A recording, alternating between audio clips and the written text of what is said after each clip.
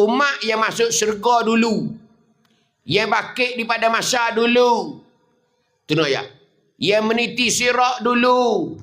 Yang muhasabah amalan-amalan. Hisab amalan dulu. Semua umat Muhammad dulu berlaku.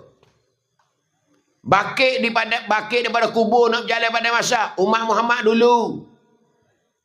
Duduk di pada masa nak pergi kepada tempat timbang. Umat Muhammad dulu.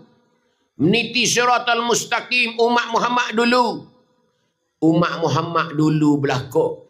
Ni kemuliaan. Iaitu Nabi Muhammad dan umat-umat dia. Haning nak ayat kita. Apa ni umat hak pisik dah. Bila hak pisik dah jaga molek lah. Takut pisik-pisik saja gelem turun dalam neraka. Sebab tu buat kita semua muda-mudi malam ni, ibu-ibu, ayah-ayah semua. Kita jagalah keluarga kita, pakat tengok. Siapa dia ada anak jatuh, anak tino, ibu bapa kena cemburu banyak. Kena cemburu ke anak tu banyak. Apa maksud cemburu? Ita-ita gatik, takut anak kita tak comel.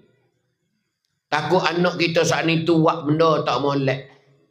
Kita tak ada tengok gak sedak dia lah. Wak kena sedekah dia. Apa panggil dia lah akan jack tang. Akan pergi jalan lain. Becek kita dengan dia kalau dia buat dosa. Dia akan terjun ke dalam neraka. Kita akan masuk ke dalam syurga. Kita tak say lagu tu kita nak masuk sekeluarga. Masuk belakang kita. Anak bini semua masuk belakang dalam syurga. Kita nak hidup ramai-ramai pula dalam syurga esok. Tak say we kena. Tak say we kena api-api neraka. Tak say sikit habuk. Haning kita kena usaha di hari ni. Ketika kita masih ada lagi nyawa kita.